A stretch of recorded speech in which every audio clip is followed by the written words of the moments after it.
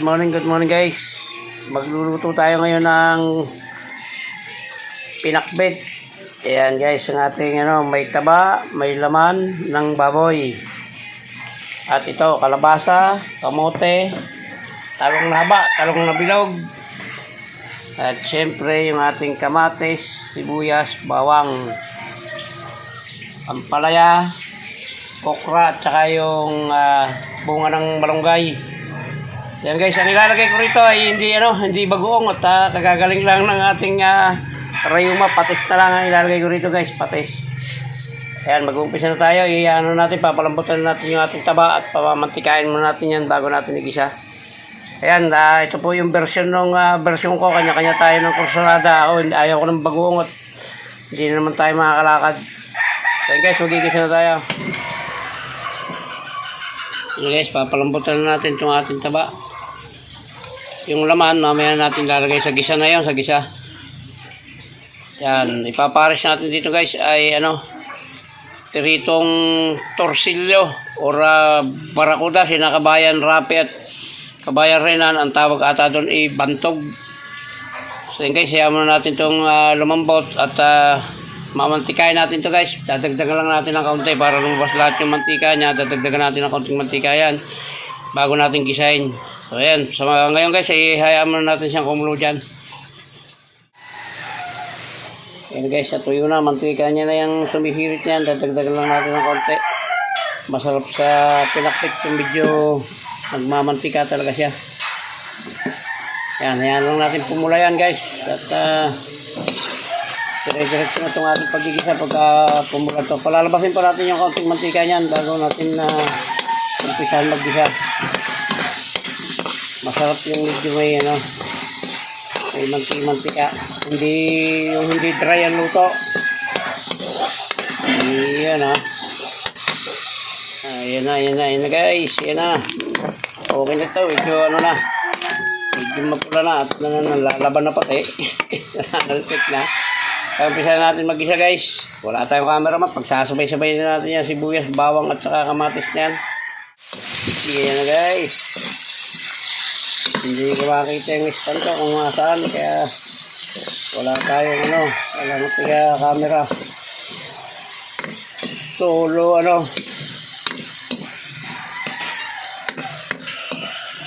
vlog ito. Guys, yan, masarap yung masyadong hindi masarap yung kakaunti ang kamatis. Masarap talaga yung maraming ganyan. Yan na yung magiging niya. Kaunti na lang isasabaw natin tubig dito. So yan, lalagyan natin siya ng pampalasa. Ang paborito ni Ma'am Bioli, ang patis. Yan. Lalagyan natin guys yung karne para sumabay na sa lambot. Yan, ating pang sahog. Yan, di ko lalagyan ng bagong to guys at baka tayo tumapang. Yan Ayan, hayaan mo natin lumambot guys. Tatakpan ko muna yan. Ayan guys, lalagyan natin ng pampalasa. Kinisa mix, siyempre betchin at paminta. Yan, lalagyan natin ng konti sabaw yan guys para mamaya lalagyan lang natin yung gulay para lumambot siya. Yan, tama na muna yan guys. Yan, tatakpan ko na ito guys. Yan, durog na guys, medyo malambot na yan. Sasabay na natin itong ating bunga ng malunggay at medyo may katigasan ito. At maya kaunti, susunod na natin dito yung kamote at kalabasa. Pagsasabay na natin, unahin natin ng kaunti yung kamote bago natin lagay yung kalabasa. Ayan guys, tatakpan na natin ng kaunti yan. Ayan na guys, isusunod na natin yung kamote. Yung ating kamote, kaunti lang yung kamote at baka naman hindi na makakita yung gulay. Yan, paminsan-minsan guys, maggulay naman kayo. Huwag nyo lang dadalasan at baka naman hindi na kayo mamatay. At ito na gulay ay pampahaba ng buhay. Pero huwag ninyong dalasan ang panay gulay at magiging problema nyo yung baka hindi na kayo mamatay. So yan guys, tatakpan natin muli.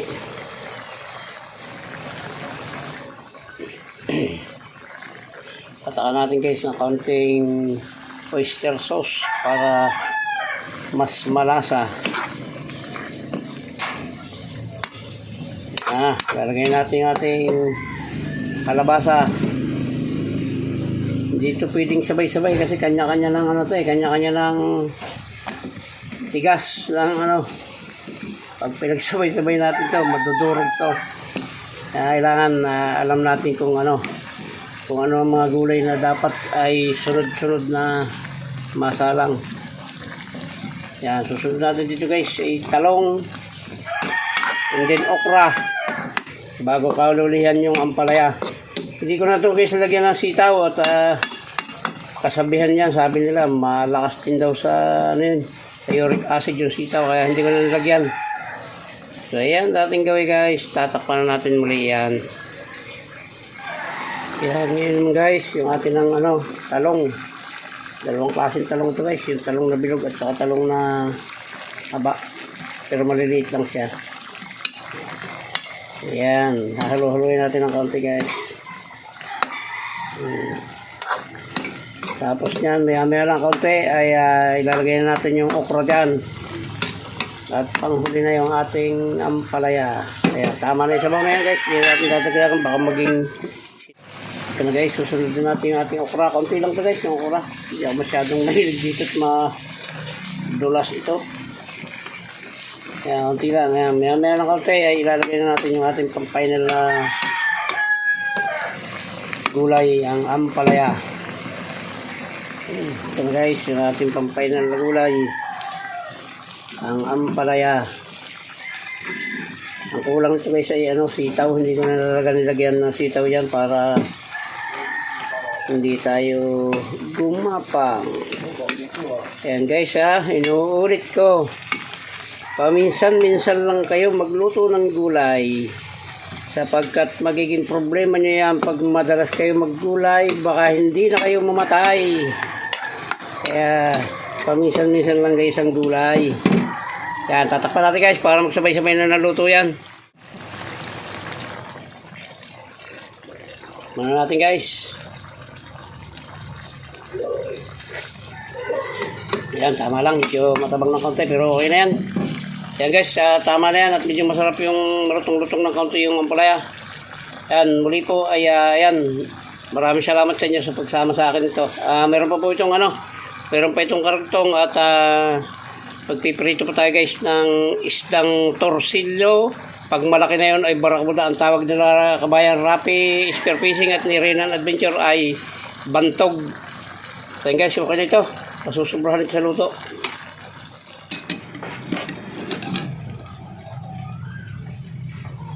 Guys, pag-prito na tayo ng ating pangtuwang sa pinakbit.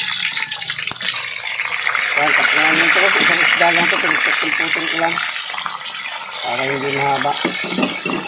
Ito guys, tawag talaga ito sa amin ay tortillo. Yan. Piprito na natin guys. Tutuwang natin sa ating gulay na pinakbit. Marami kaming kawali guys, kaya lang mga dikit. Itong pinakaluma, ito yung dito maganda magprito at kung dito dumidikit. Kaya ito yung gamit na gamit sa akin, yung kawaling ito. Yung iba, pag gantong isda piprito man ako pa, nadudurog. Kaya pagkatagaan ko na ito, mas magandang gamitin ito. Baliktagin natin guys. Ano, kita nyo naman yung kawali. Bayan, pagdikit-dikit. Tama na yung ganyan prito. Matigas. Pagka yung prito ay masunog-sunog na matigas. Okay lang yan ganyan.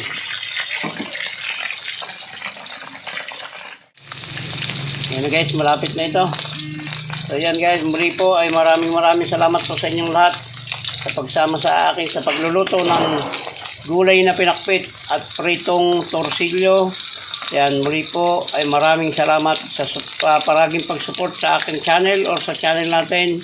At hanggang dito na lang po yung vlog natin ito guys. Maraming salamat po sa inyo at mabuhay kayo, mabuhay tayong lahat. Hanggang dito na lang guys. Bye-bye na po. I love you all.